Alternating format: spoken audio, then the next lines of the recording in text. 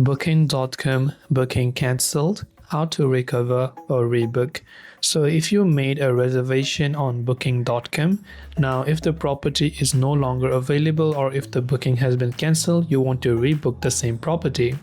The first thing you can try to check is the current availability. So look up the property again on booking.com to see if the room is free.